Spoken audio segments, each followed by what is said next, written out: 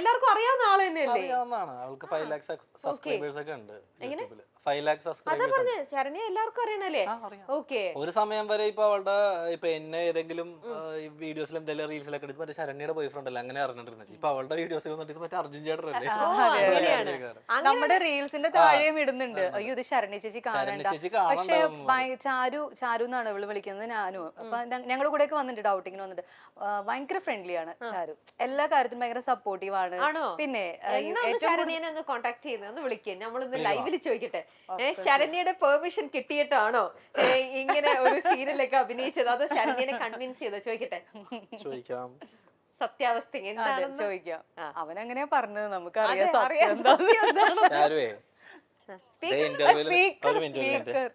Hello, സ്പീക്കറിലാണ്. അല്ല, ഇന്റർവ്യൂല് നിക്കാണ് ഇപ്പൊ. അപ്പൊ അതെ നമ്മൾ അതെ ഒരു ചോദ്യം നിന്നോട് ചോദിക്കാനുണ്ടെന്ന് ഒന്ന് ആൻസർ കൊടുത്താല്. ഹായ് ശരണ്യ. ഈ ശരണ്യാണ് ഇദ്ദേഹം സ്വന്തമാക്കുന്ന ശരണ്യാന്ന് ഇപ്പോഴാണ് സ്ട്രൈക്ക് ചെയ്തത്. എത്ര വർഷമായി? അപ്പൊ പരസ്പരം നന്നായിട്ട് മനസ്സിലാക്കിയിട്ടുണ്ട്, എല്ലാം അറിയാം അല്ലേ? ചോദ്യം വേറൊന്നല്ല, ഇപ്പൊ ഇവര് തമ്മിൽ പിങ്കിയും അർജുനും തമ്മിലുള്ള ഇഷ്ടമാണ് ഇപ്പൊ പ്രേക്ഷകർക്ക് ഏറ്റവും കൂടുതൽ ഇഷ്ടം. അവരുടെ ഫസ്റ്റ് അതെ അല്ല, അപ്പൊ ഇത്തരത്തില് ഞാൻ അർജുന്റെ അടുത്ത് ചോദിക്കായിരുന്നു, ശരണ്യന്റെ അടുത്ത് പെർമിഷൻ എടുത്തിട്ടാണോ ഇങ്ങനെയൊക്കെ സീനൊക്കെ അഭിനയിക്കാൻ പോകുമ്പോ എങ്ങനെ പെർമിഷൻ എടുക്കുവോന്ന്. അപ്പൊ പറഞ്ഞു ഫുൾ ഗ്രീൻ സിഗ്നൽ കിട്ടിന്ന് പറഞ്ഞു.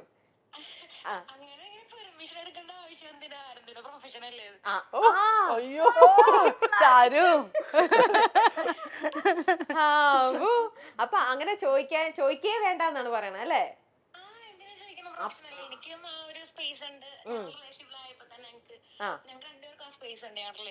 അപ്പൊ അർജുൻ ഇനി ചോദിക്കേ വേണ്ട, അർജുൻ ഇവിടെ നിന്നിട്ട് ഇതാവുമായിരുന്നു.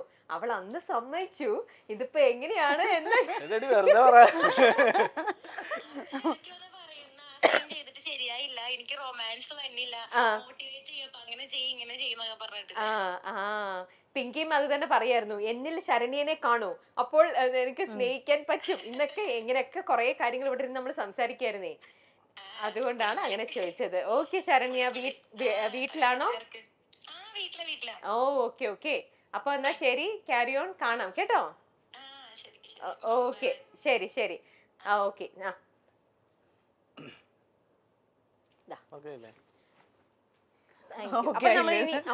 സമാധാനായില്ലേ? അപ്പൊ ഇനി ശരണ്യ ഇത് ഒരു ക്വസ്റ്റ്യനും കൊണ്ട് ഇവിടെ നോക്ക് അല്ല, എന്നാലും ശരണ്യ ഇതുപോലെ വന്ന് പബ്ലിക്കലി പറഞ്ഞിരിക്കുകയാണ് കുഴപ്പമൊന്നും ഇല്ല, അതൊക്കെ ഇതല്ലേ. ഞങ്ങൾ ഓൾറെഡി മറ്റേ ഇവളെന്നെ പ്രപ്പോസ് ചെയ്യുന്ന ഒരു വീഡിയോ എടുത്തായിരുന്നു. അപ്പൊ അതിലൊരു വീഡിയോയിൽ പറയുന്നുണ്ടായി ഇങ്ങനെ ഞങ്ങളുടെ റിലേഷന്റെ കാര്യങ്ങൾ. അപ്പൊ അത്യാവശ്യം അത് ഒത്തിരി വൈറലായതാ. അപ്പൊ അതിലെല്ലാം പറയുന്നുണ്ട് ഇങ്ങനെ ഞാൻ ഇവളുടെ പേഴ്സണൽ ഇപ്പൊ പറഞ്ഞ പോലെ വർക്ക് സ്പേസിൽ ഞാൻ ഇടപെടാറുണ്ട്. അപ്പൊ ആ ഒരു സ്പേസ് എനിക്കും വേണമെന്ന് ഞാൻ എപ്പോഴും പറയുന്നുണ്ട്. അപ്പൊ നിങ്ങൾ തമ്മിലുള്ള ഒരു മ്യൂച്വൽ അണ്ടർസ്റ്റാൻഡിംഗ് അത് വളരെ ക്ലിയർ ആയിട്ട് പോകണം. ഓക്കെ ശരി. ചന്ദ്രികയിൽ അലിയുന്ന ചന്ദ്രകാന്തം എന്ന ഹിറ്റ് സീരിയലാണ് ഇപ്പോൾ ഏഷ്യാനെറ്റിൽ മുൻപന്തിയിൽ നിൽക്കുന്നത്. ഏഷ്യാനെറ്റിലെ സീരിയലുകളെ കുറിച്ച് നമുക്കറിയാം. ഹിറ്റ് സീരിയലുകൾ സമ്മാനിക്കുന്ന ഒരു ചാനലാണ് ഏഷ്യാനെറ്റ്. ഏഷ്യാനെറ്റിന്റെ പഴയകാല ചരിത്രം നോക്കിയാൽ തന്നെ ഒട്ടുമിക്ക സീരിയലുകളും ഇതിനും തുല്യം നിൽക്കാൻ പറ്റാതെ അല്ലെങ്കിൽ മറ്റൊരു വെല്ലുവിളി ഇല്ലാത്ത രീതിയിൽ തന്നെ ഹിറ്റായി വന്നതാണ്. ഒരു സീരിയൽ തുടങ്ങുമ്പോൾ തന്നെ മറ്റൊരു കഥയും കഥാപാത്രങ്ങളുമായി മറ്റൊരു സീരിയൽ അണിയറയിൽ ഒരുങ്ങുന്നുണ്ടാകും. ചന്ദ്രികയിൽ അലിയുന്ന ചന്ദ്രകാന്തം എന്ന സീരിയലിന്റെ ആദ്യ പ്രൊമോ തൊട്ട് പ്രേക്ഷകർക്ക് ഇന്നും ഓർമ്മയുണ്ടാകും. ആദ്യമൊക്കെ വളരെ ഇൻട്രസ്റ്റിംഗ് ആയിട്ട് തുടങ്ങിയ ഒരു സീരിയലായിരുന്നു. എന്നാൽ പിന്നീട് ഇടയ്ക്ക് വെച്ച് സീരിയൽ വലിയ രീതിയിൽ ഡൗൺ ആയി പോയിരുന്ന ഒരു കാഴ്ചയാണ് നമ്മൾ കണ്ടത്. പിന്നീട് അർജുൻ എന്ന കഥാപാത്രം തിരികെ എത്തിയതോടെയാണ് സീരിയൽ പിന്നെയും തിരിച്ച് ലെവലിലേക്ക് മാറി വന്നത്. ഇതിനിടയ്ക്ക് സീരിയലിലെ പ്രധാന കഥാപാത്രമായ നന്ദയുടെ വിവാഹം ഉറപ്പിക്കുകയും പിന്നീട് അർജുൻ എന്ന കഥാപാത്രം വിവാഹിതനാവുകയും ഒക്കെ ചെയ്തിരുന്നു.